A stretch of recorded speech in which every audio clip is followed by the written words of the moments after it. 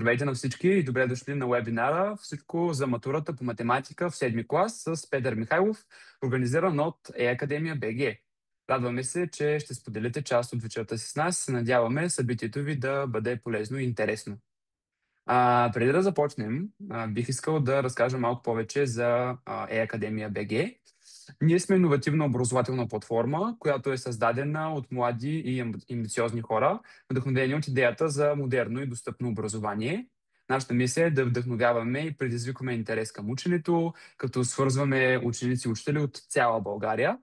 В Академия БГ предлагаме индивидуални уроци, курсове за всяка възраст и извънкласни занимания, водени от опитни професионалисти, като нашето обучение е изцяло интерактивно, персонализирано и гъвкаво и може да се изпълнява навсякъде и по всяко време, без излишно пътуване и ресурси.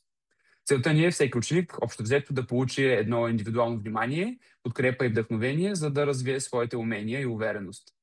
И сега, след като разказах малко повече за нас, бих искал да представя и нашият гост-лектор Петър Михайлов. Той е преподавател по математика и информатика с опит в прогимназиален и гимназиален етап. В момента е преподавател по висша математика в Техническия университет в София. Петър е убеден, че математическата логика придобива истински смисъл, когато може да се визуализира чрез компютърни приложения. Затова работи в Института за ядерни изследвания към БАН, където разработва интерфейсни програми за нуждите на атомна електроцентрала.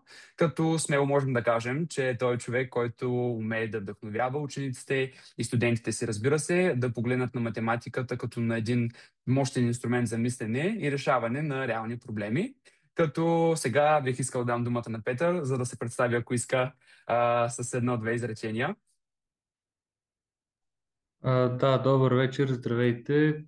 Както ме представи колегата, казвам се Петър Михайлов. В допълнение към така пляскавите думи, които каза и съм трогнат, бих допълнил, че преподавам и във Френската гимназия в София от миналата година, от миналата учебна година, от началото на миналата учебна година. И общо взето досега с ученици и с хора, които така имат а, по-сериозни ангажименти към математиката и то те са им задължителни ангажиментите, тъй като в гимназията и в прогимназията часовете са абсолютно задължителни и трябва да се вземат с високи оценки, за разлика в университета. Там общо взето малко е друг. Възможността ми да работя с хора, които са амбицирани, да изкарват високи резултати и да учат, така ми дава правото да кажа, че познавам доста добре както и системата на образование в България, така и изискванията и въобще целият конспект на материалите, които са заложени от МОН от 7 до 12 клас. Разбира се, ставайки въпрос за 7 клас, трябва да кажем, че познаването на материала от 5 и най-вече 6 клас е изключително важно, тъй като в противен случай само от знанията в седми клас на матурата бихте, така да го кажем, в кавички увиснали, тъй като основите за НВО-то в седми клас се поставят в края на първия срок и в началото на втория срок на шести клас. Там наистина се учат едни много основни понятия и въобще като теми, които са заложени след това и в новия формат на изпита на НВО, който е с така наречените интегрални или интегрирани задачи, който термин си харесвате. Мгм. Супер, много благодарим за представянето. Сега, можем, така и така сме започнали и ти започна вече да разказваш малко по-навътре в темата, да започнем с първата част от вебинара и частта на тази тема е как да изградим една стабилна подготовка а, предварително за самите матури, за подготовката за седми клас. Може да дам думата на теб, може да разкажеш по точките или каквото така се сеща, че може да бъде полезно и от полза за учениците и техните родители. Да, благодаря за възможността съвсем да запозная хората. Значи първо седми клас като цяло може да се раздели на две части. Първата част е лесната част, втората част е по-трудната част и това във времето се случва, че първият срок така нещата са по-скоро лесни, научават се бързо, лесно, удобно. Някак си учениците пък и родителите остават с не много точна представа какво ги очаква. Трудностите настъпват в края на първия срок и в началото на втория срок, тъй като материала там доста се изостря и се изостря като задачи, които са текстови и геометрични. Геометрията няма основа от 6 клас. Случат се чисто нови неща, чисто нови знания се налагат, което ще рече, че трябва една много интензивна и, така да кажем, превантивна подготовка преди да се започнат въобще в училище нещата, тъй като часовете са малко, препуска се и това води до неразбиране напълно на материала, а да не говорим, че сложността, която е на НВО, почти в никое училище в София не могат да достигнат в часовете децата, тъй като просто бройката на часовете е малко.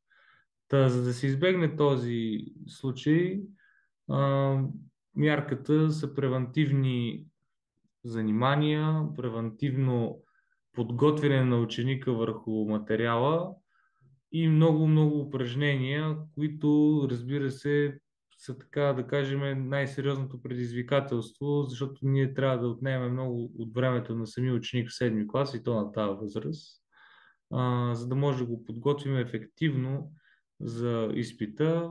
Общо взето, така онлайн ресурси и платформи има прекалено много. Има сайтове, като сега без да прозвучи като реклама, но с видеа. Те не са само български, има и чужди платформи, има и сайтове, които са без видеа, но са само с написани ресурси и качени материали, които със сигурност биха помогнали, но правилното разчитане на материалите и внимателното преглеждане не винаги е възможно да се случи само от ученика и затова тук и ролята вече на учителя да може да подбере материала и да знае какво точно да даде като задачи, като насоки вече конкретно за изпита. Сега не е тайна, че всяка година почти на 60-70% е ясно, особено текстовите задачи, от какъв тип ще бъдат. Те могат да бъдат от 3 типа: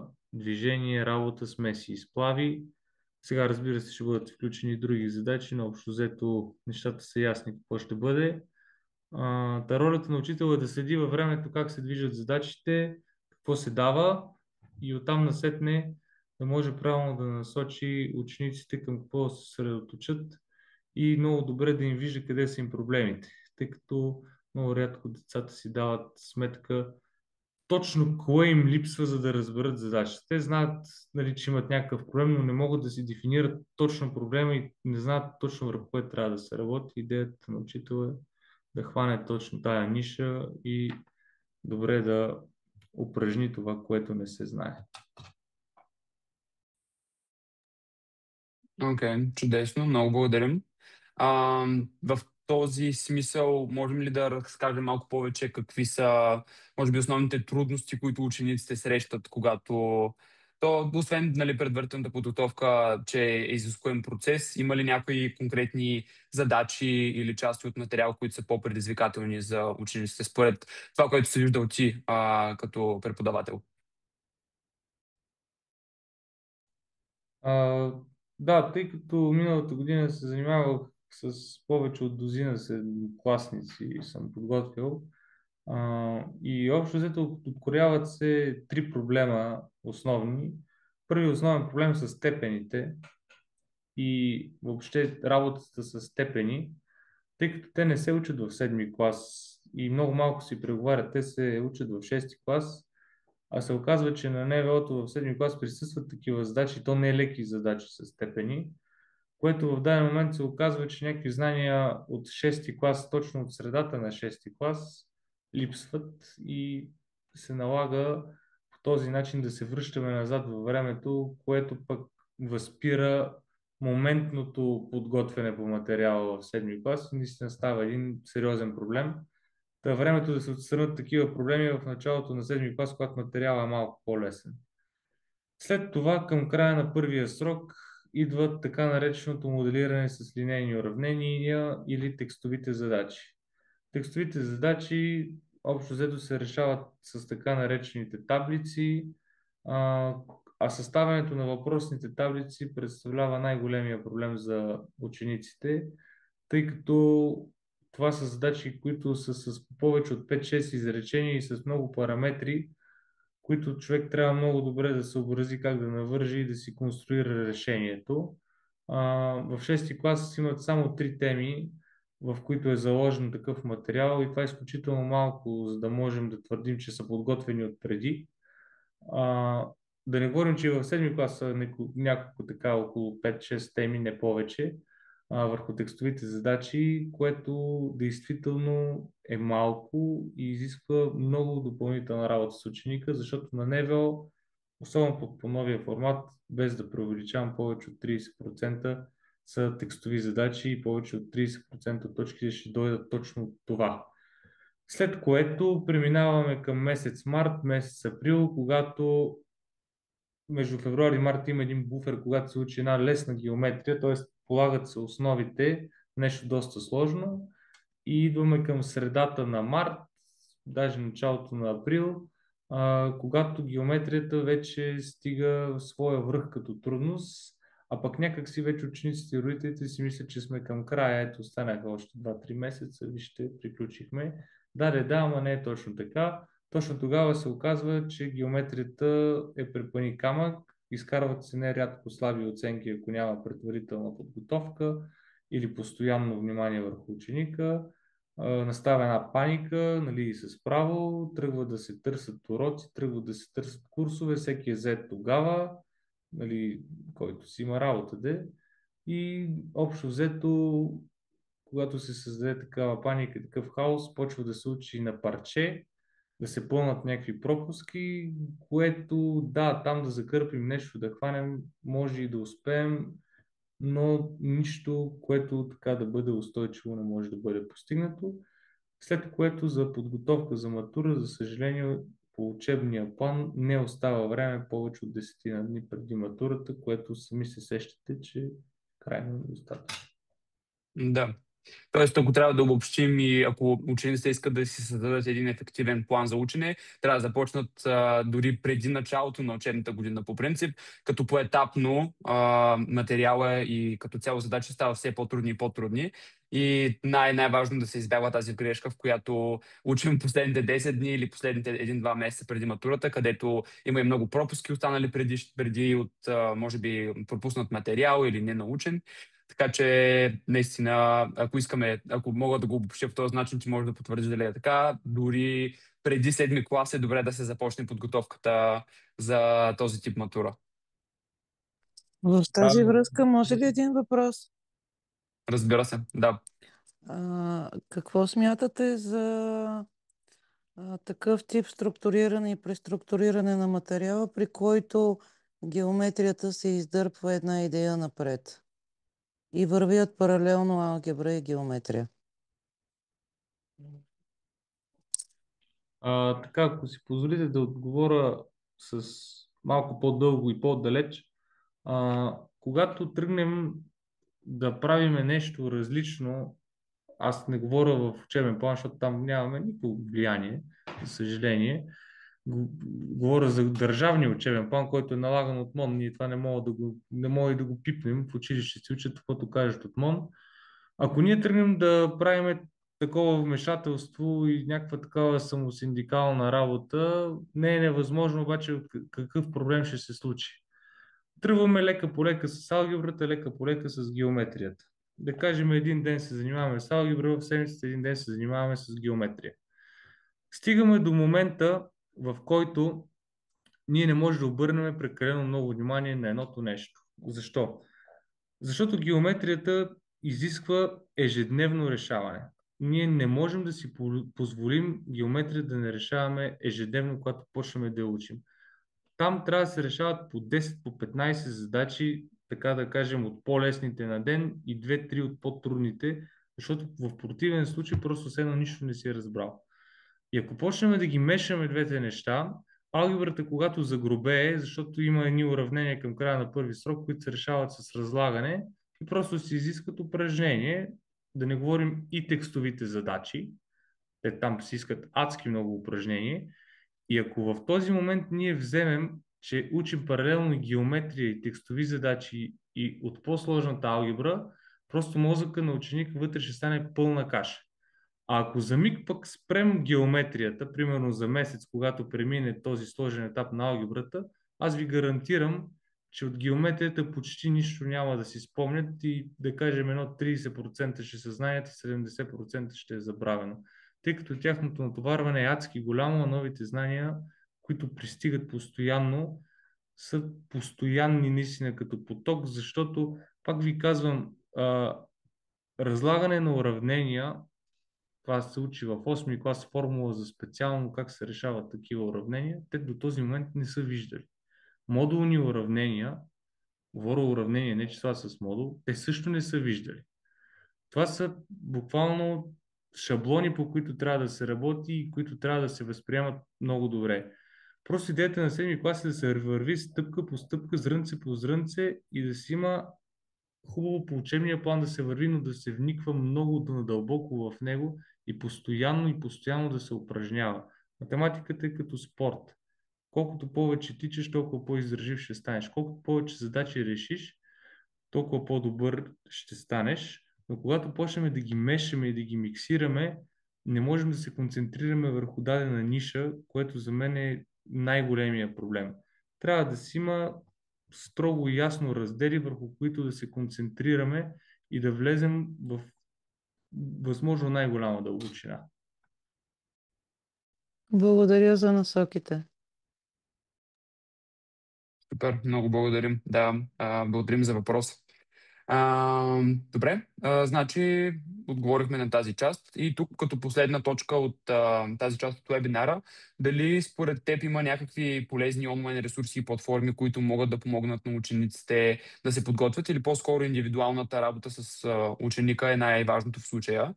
Ам, И тук друго нещо, което се сетих интересно, което знам, че сега е много нашумяло и може би често се използва като оправдание да не се търсят учители, е ChatGPT и генеративните модели. Не знам дали си се сблъскал и дали според теб те имат потенциала да като цяло помогнат или реално влушат ситуацията. Вижте, всеки източник на информация, както не само за математиката, въобще в днешно време трябва да бъде много внимателно проверяван какво ни казва и какво твърди въобще преди да го използваме. ChatGPT е много полезно средство, обаче за хора, които знаят какъв резултат да очакват, след като му върнат отговор. За съжаление, задача, от която нямаш никаква идея как да се реши или въобще не знаеш за какво става въпрос в нея и я напишеш и той ти я реши, в кавички казано, ти дори не можеш да оцениш той дали ти казва нещо вярно или ти казва нещо грешно. Така че в този смисъл, ако няма едно доста добро ниво на разбиране на материала, използването на изкуствен интелект във всякакви там форми, то не е само ChatGPT, става безмислено, тъй като ние не можем да си дадем сметка това, което ни казва вярно ли е грешно, ние не можем да му вярваме безрезервно. Дигитални ресурси, всеки един ресурс е полезен. Всяка една задача, която може да видите допълнително тази от учебника или в сборника е полезно. Всяко едно написано нещо вярно и добре написано също е полезно. Като такъв сайт, който съвсем силен сайт и съвсем добри специалисти там работят, е сайта Солема и една международна академия, казва се Кан Академия. Има и български сайтове, които предлагат кратки видеа, но за съжаление нивото на задачите, които се решават там е по-скоро едно базисно, да не говоря, че по-скоро ниско ниво, в което нали, не можем, ако очакваме някакви високи постижения, към това се стремим да бъдат въобще постигнати. Така че индивидуалната подготовка е най-полезна, когато търсиме действително надграждане на знания и по-високи резултати. Нали, говорим над средното ниво. Ясно. Супер. Благодаря за информацията. Това беше доста полезно и сега тази част от модула от вебинара приключва, така че може да минем малко повече в втората част, която е свързана повече с решаването на самите задачи, може би някакви стратегии за матурата. Тя вече наблегна над това, че предварителната подготовка е много важна, но може би на самият изпит са начини за справяне с стреса, как могат да организират времето си, нещо от този сорт, ако имаш наблюдение, може да споделиш и могат да бъдат полезни за родителите. Разбира се, тактики много има изработени през годините, но най-важното нещо, което казвам на всички мои ученици, независимо на какъв изпит се явяват, дали е на класно, дали е на НВО, дали е на кандидат студентски изпит, винаги почвайте с най-лесните задачи, винаги почвайте с това, в което сте най-сигурни. Никога не се почва от трудната задача. Това е много груба грешка, тъй като това довежда до едно изнервяне още в началото, до един стрес, до една паника, което не води нищо добро след себе си. Става така, че ти си изгубваш половината от времето за една задача още в началото и после лесните задачи си толкова паникьосан, че не ти стига времето и че изоставаш и че не можеш да се справиш, че на лесните задачи почва да се забива, да се правят грешки и общо взето всичко се обръща с главата надолу. Идеята е да се започне с нещо лесно, да се така гради нагоре, да се върви към по-сложните задачи. При някакъв моментен блокаж, моя съвет е винаги да се върнеш към нещо, което вече си е решил, да се увериш, че си го решил правилно, в което си абсолютно сигурен, че си го решил. Това ще ти вдъхне увереност, ще те поуспокои малко и после с така хладен ум би минал към това нещо, което те затруднява. Но още веднъж ще кажа, никога не трябва да се хвърляме с логиката, аз първо си реша трудната задача, пък после набързо ще оправя лесните. Не е вярно. Трудната си е трудна, тя затова е трудна, за да ти бъде трудна. И ако вземеш, че там си загубиш времето и забиеш и изпаднеш в някаква паника, и за лесното няма да ти стигне времето и нещата ще станат трагични. Ясно, супер. Да, т.е. започването от разпознаваемите и лесни задачи може би е ключова стъпка, за да можеш да изчистиш максимално голяма част от материала, който вече знаеш и след това, ако имаш време и възможност, да се фокусираш на другите. А тук въпрос, който ми хрумна, има ли нещо, което родителите могат да направят, за да предразположат или помогнат на децата си да се подготвят или да се справят с този момент? Или по-скоро е нещо, което само децата имат контрол върху него? Тук ролята е взаимна на учителите и на родителите. Платформи като Академия и въобще както други много школи организират матури, пробни. Пробната матура, разбира се, не е официален изпит, но дава една много добра представа как човек може да си организира времето, каква е атмосферата и макар доста често да бъде подценявана от учениците, дори да не говоря, че от родителите, дава една много добра насока върху какво трябва да се работи, защото някои хора трябва, освен да работят върху знанията си, трябва да работят върху психиката си. За съжаление, този изпит не проверява само знания, той проверява до доста голяма степен и психиката на ученика. Затова явяването на всевъзможни изпити, контролни, така от този тип задачи и въобще предизвикателства пред ученика е много важно, говоря през годината. Нали, те почват след края на януари, началото на февруари, така определено втория срок, има множество такива събития, където може да се запише ученика. Моят съвет е максимално ходене по такива прояви, за да може да свикне и с формата на изпита, и с времетраенето, и най-вече с това как да си разпределя времето и как да се справя в критични ситуации. Защото колкото и да е, когато седнеш на стола и знаеш, че това е някакъв вид изпит, въпреки че не е официален НВО, поне първите 2-3 пъти ти си с доста висока мотивация. Не трябва и с това да се прекалява, защото аз съм имал случай всяка събота и неделя на по 2 изпита и то накрая на ученика му писва и му става все едно, че ходи на разходка в парка, което пак се губи ефект. Ясно, т.е. трябва да има баланс между подготовката и най-важното да се решават конкретни и точни задачи, както са на матурата и в същия формат, предварително, за да може да се добие ясна представа, нали, освен другата подготовка, която върви паралелно, конкретно индивидуално за задачите, да могат и те да се запознаят добре с изпита и да могат да знаят какво да очакват. Добре, супер. Нещо друго, което сме пропуснали или искаш да споделиш тук за като цяло подготовката или стратегии за време на самата матура. За демонстрация на самите задачи, предполагам, тук не е толкова релевантно, защото фокуса на вебинара е по-скоро родителите. Те самите задачи вече влизат в много голяма конкретика, а, когато стане въпрос за индивидуалните нужди на ученика. Но ако имаш нещо конкретно, върху което мислиш, може да се наблегне тук, също можем да го споделим. Да, това, което като последни думи бих казал, въобще за родителите, знам, че на всеки родител му се иска детето да влезе или да успее, да сбъдне своето така желание и своите намерения, но амбицията на родител в никакъв случай така не трябва да притиска детето или да му създава някакво усещане за натиск, тъй като стресът е достатъчно голям и те са на такава възраст, че много добре осъзнават какво предстои и какво родителите правят за тях.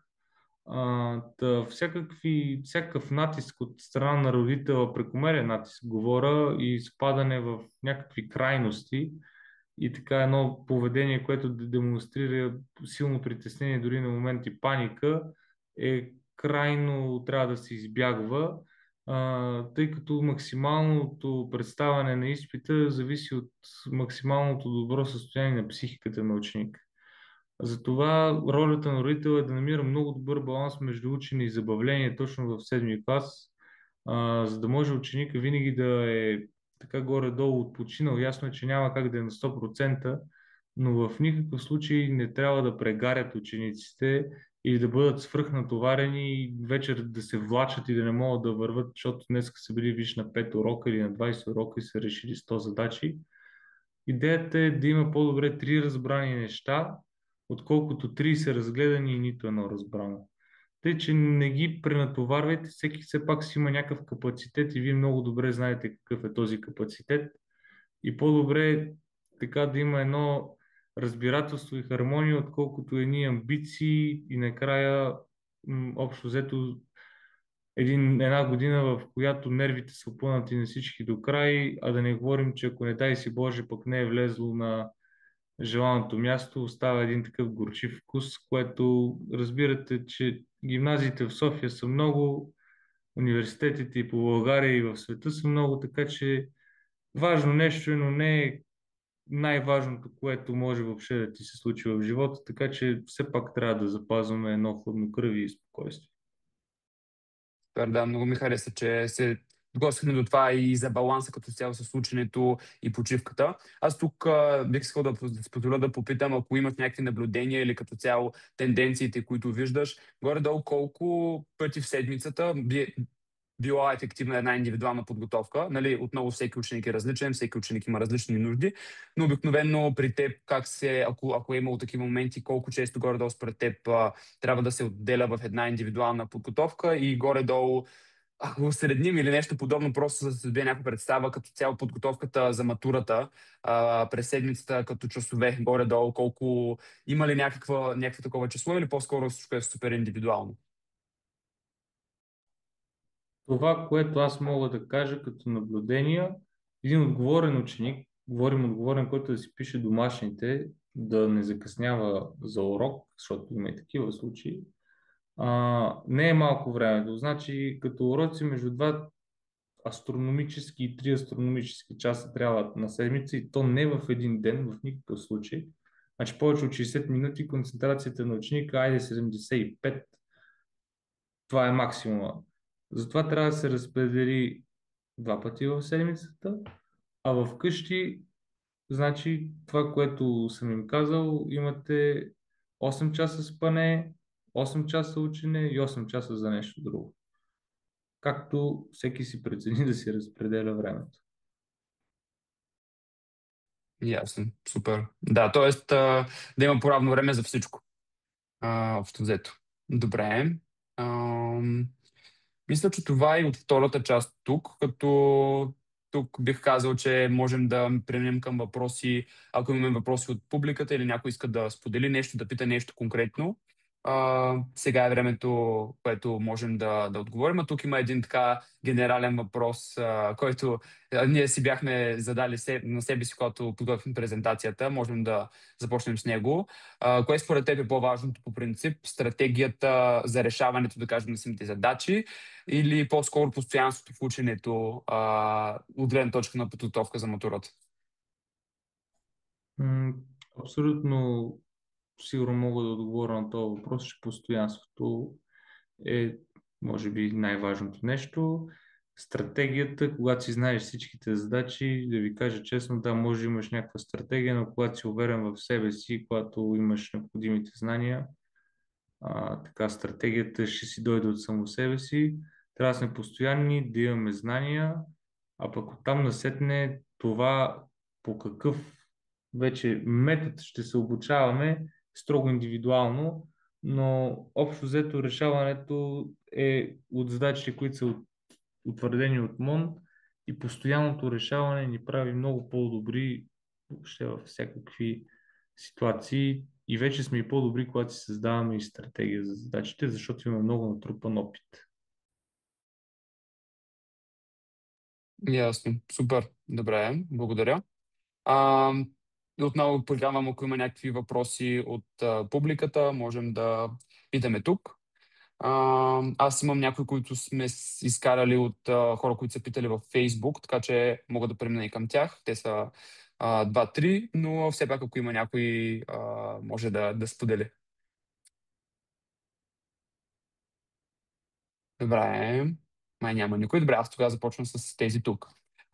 Тук има един въпрос, който е интересен според мен, и то е защо според теб хората се притесняват най-много от матурата по математика. Нали, той има матура по български, има матура и по математика, но имам чувството, че някакси има този стереотип, че математиката е най-страшното, най-трудното.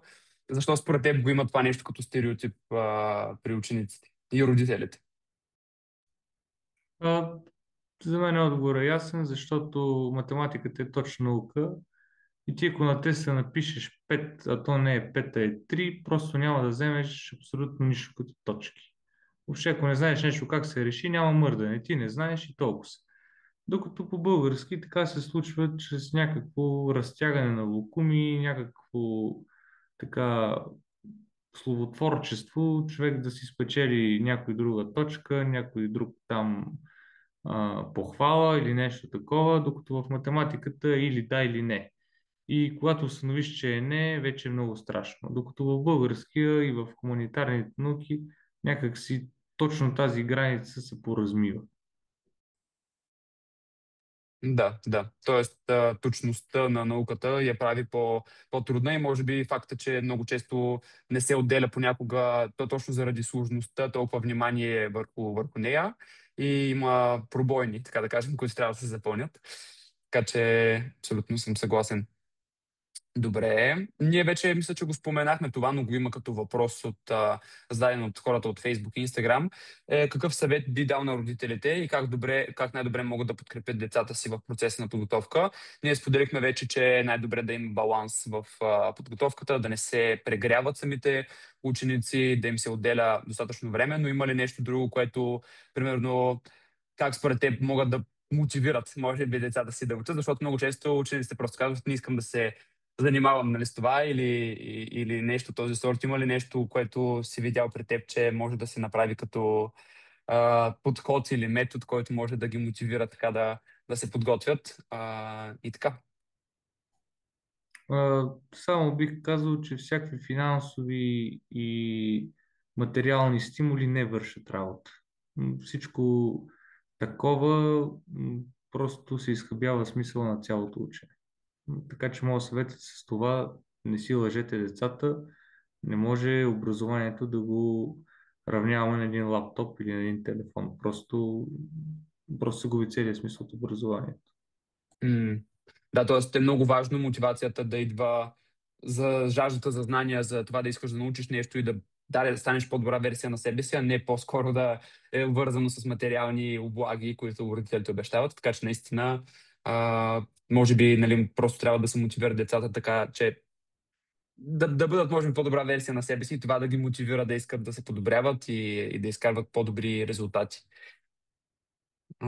Добре, тук имаме още един въпрос и то е как онлайн уроците помагат на учениците да се подготвят по-добре в сравнение с традиционните уроци.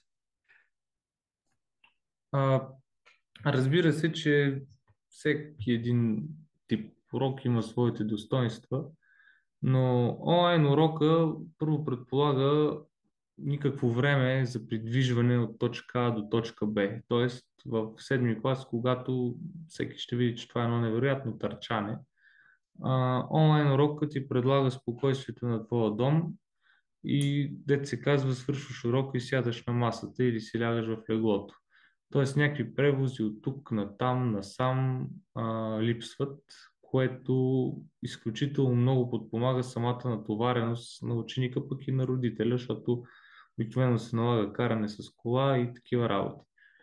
Другото, което е, самите вече ученици и самото поколение до такава степен е свикнало с дигиталната форма на общуване и въобще дигиталната форма на събиране на знания, че се наблюдава така тенденция, че те по-лесно усвояват дигиталната информация, отколкото информацията, която се произнася на хартия или пък някаква диктовка.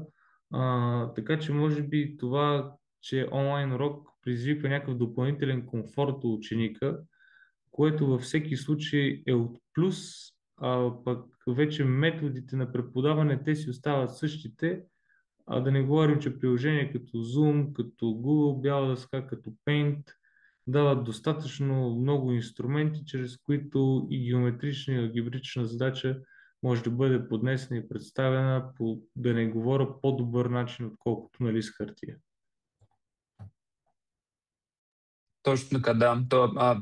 Това е един, всъщност, много интересна гледна точка, тъй като много често родителите може би смятат, че онлайн образованието не е и като цяло обучението не е толкова ефективно, защото едва ли не децата стоят пред компютър, но всъщност когато е начинът, по който, да кажем, ние правим онлайн уроците си, интерактивно и на живо в реално време с учениците, те нямат време или начин, по който могат да се разсеят, при положение, че учителят е пред тях и работи заедно с тях през целия процес. И също точно обратното, както сподели ти, това, че могат да спестят доста разходи от гледна точка на предвижване, това, че може да бъде по-интерактивно, просто защото се използва дигитална среда, в която могат да се представят ресурси и материали по много интригуващ начин за учениците и е по-близко за тях, особено в вече дигиталния свят. Така че наистина, макар че често хората може би имат някакви стереотипи към онлайн образованието, начинът, по който според мен се предлага и се представя, той е много важен и има потенциал наистина да е дори по някакъв начин удобно в някои ситуации, дори в повечето, отколкото традиционното. Така че супер, благодаря за гледната точка. А, и последния въпрос, от който имаме зададен от хората в социалните мрежи е: има ли конкретни теми или типове задачи, които учениците често подценяват, а всъщност се оказват ключови? Тук може би е свързано и с самите точки, които дадените задачи имат на матурата, защото знам, че някои имат по-голяма степен тежест за крайния резултат, отколкото други. Но да, според теб има ли някои задачи, които се подценяват, може би дали от алгебрата, дали от геометрията, някакви наблюдения, ако имаш по тази тема? Да, разбира се, най-много се подценява от уравненията и неравенствата. Те действително са лесни за разбиране, обаче там нещата много заглъбяват, когато настъпи паниката вече на изпита и притеснението и се правят технически грешки. А една техническа грешка в такава задача обръща резултата точно наобратно и се сещате, че от вярна задача и от наистина знание как да се реши задачата се демонстрира незнание. Така че в това отношение уравненията и неравенствата, разкриване на скоби и такива някакви действия, смяна на знак плюс и на знак минус, редовно се допуска по някоя малка техническа грешка от притеснение, не от незнание, наистина не от незнание, но това води просто до коренно различен резултат и до незачитане на пълния брой на точки на задачата, ако е пък с избираем отговор, съвсем вече никакъв брой няма да получат, дори и да имат 95% и 99% решение на задачите. Ясно, да. И отново, начинът с който може да се справим с това е само максимално големия брой предварително решаване. Предполагам, така че да, просто колкото повече са били сблъсквали с подобен тип задачи, толкова по-малка вероятността за грешка. Добре, супер. Ами, мисля, че това са въпросите, които имаме от социалните мрежи. Ако тук няма други въпроси, можем да продължим към края.